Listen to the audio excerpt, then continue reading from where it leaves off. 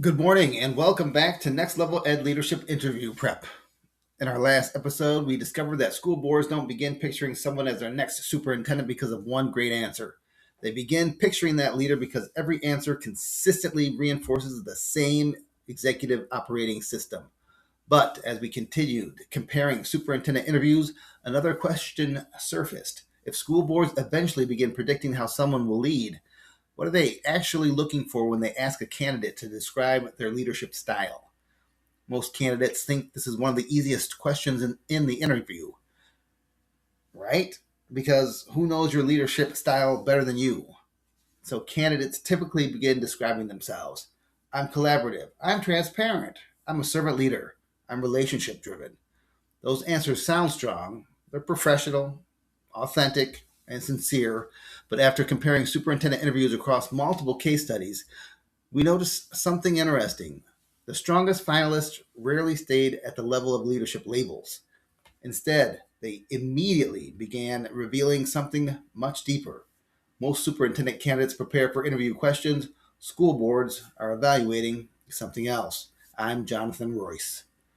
Through executive interview intelligence, each episode explores the leadership signals, decision making patterns, and executive behaviors that influence superintendent hiring decisions so you can make your executive leadership visible before the board makes its hiring decision. Recognized as one of the top 10 K 12 podcasts on Podomatic, executive interview intelligence is built on the analysis of real superintendent interviews.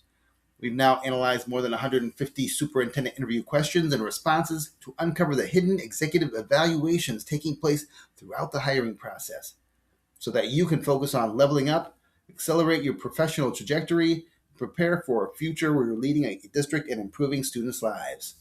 This is Executive Interview Intelligence Research Observation number 77. So I compared case study 1, 4, 10, and case study 11. I wasn't looking for the best definition of leadership. I wanted to understand what separated the finalists who consistently sounded executive from the finalists who simply sounded experienced. You're going to find this interesting. The strongest finalists didn't spend much time actually describing their leadership style when they were asked that question. They spent most of their time demonstrating how they think. In case study 10, one finalist was asked a straightforward version of that question. Can you describe your management style? The candidate could have answered, I'm collaborative. Instead, he immediately explained the belief that governs his leadership. He said, the answer is in the room. Then he expanded that. Not one person has all the answers. Notice what happened here. The board wasn't simply hearing that this candidate believed in collaboration. They were watching him explain how executive decisions are made and how they will likely be made. He continued, we need to work together as a high-functioning team to do what's best for our students, our families, and our staff. Again, wasn't defining leadership. He was revealing his executive thinking. The same pattern appeared in case study 1. Another finalist received nearly the same question.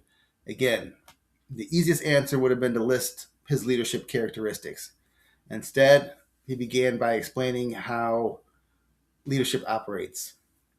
I'm sorry, this is she. She responded, my management style is more of a collaborator and facilitator of conversation. This sounds like a leadership description, but she didn't stop there. She immediately explained what collaboration for her actually looked like.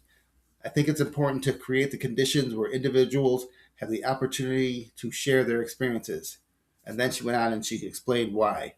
Collectively, with the staff and the leaders and the students, I think together we can bring about positive change. Notice the difference. Neither finalist stayed with leadership labels.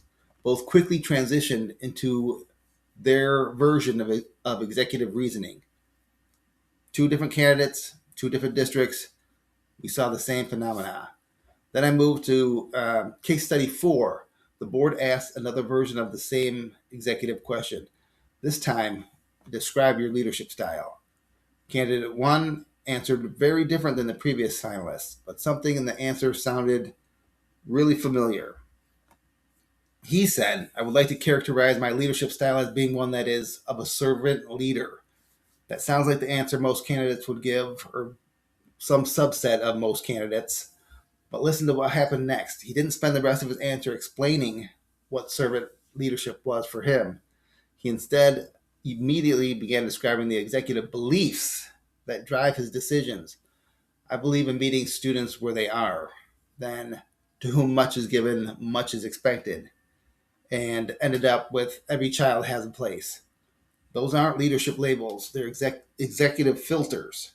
That's the principles that govern every decision this particular leader makes. And that's where the research became interesting. The strongest finalists weren't trying to convince the board they possessed good leadership qualities. They were allowing the board to observe the thinking that consistently produced those qualities. They were revealing something much more important. They were revealing their executive operating system, one that the board could actually observe. When I stepped back and compared all four case studies, I realized the leadership labels were almost irrelevant. So it doesn't matter if you're a collaborative, servant leader, facilitator, relationship driven, transparent. Everybody has a different version of their leadership style. So that wasn't what popped out. Nearly every finalist used some version of those words. Those weren't what separated the strongest candidates. The difference appeared immediately after the label. The strongest finalists consistently explained the executive thinking behind it. The leadership label simply became the introduction. The executive reasoning became the greater point of the interview. The pattern became even clearer as I continued analyzing the research. In another interview, the board asked about leadership. The candidate answered by describing servant leadership, but almost immediately shifted away from himself and towards governance. He explained that leadership required listening before acting, building relationships before making changes, understanding the community before establishing priorities. Again, the board wasn't simply learning how he described himself, they were learning how he would likely lead the district. Different district, different candidate than the others, same phenomena. Another finalist approached the question differently. Rather than beginning with leadership philosophy, he began talking about teachers, students, parents, community members. Then he explained why. Every decision had to begin by understanding the people affected by it. Again, notice what's happening here. The board wasn't hearing another leadership definition. They were watching an executive decision making process unfold. That became the reoccurring pattern across every case study. The strongest finalists rarely spent very much time defining leadership. Instead, they demonstrated, not through inspirational stories, not through polished leadership language, through the sequence of their thinking. One belief leading to another, one decision supported by another, one executive principle reinforced by another. The interview itself became evidence. As I continued comparing the data points, another realization emerged. School boards aren't asking, "What kind of leader are you?" They're asking something much more practical. If this person becomes our superintendent, how will decisions actually be made? That's a very different evaluation. School boards don't supervise interview answers, right? They supervise executive decisions. Those executive decisions begin with executive thinking. That's why these leadership style questions appear so early in superintendent interviews. The committee isn't looking for your favorite leadership theory. They're trying to establish a baseline, an executive reference point. Everything that follows, budget questions, personnel questions, curriculum, community engagement, collective bargaining, student achievement, organizational change, is likely compared against the leadership philosophy you reveal at the beginning of the interview. That's the thread that ties everything together. If those later answers reinforce the same executive operating system, predictability begins to increase, trust begins to increase, hiring uncertainty begins to decrease. But if every answer introduces a different version of you, the board struggles to predict how you'll actually lead. That's what I found across these case studies. The strongest finalists weren't giving better leadership answers. They were making executive leadership observable. Executive Interview Intelligence Research Observation number 77. School boards ask candidates to describe their leadership style, not to collect leadership characteristics, but to uncover the executive thinking process that will govern future decisions. Leadership labels introduce the answer. Executive reasoning determines the evolution. That's a completely different way to think about one of the most common superintendent interview questions. Most superintendent candidates prepare to describe themselves. The strongest finalists reveal how they think. And when executive thinking becomes visible, executive leadership becomes predictable. That's what school boards are trying to discover. Most superintendent candidates prepare for interview questions.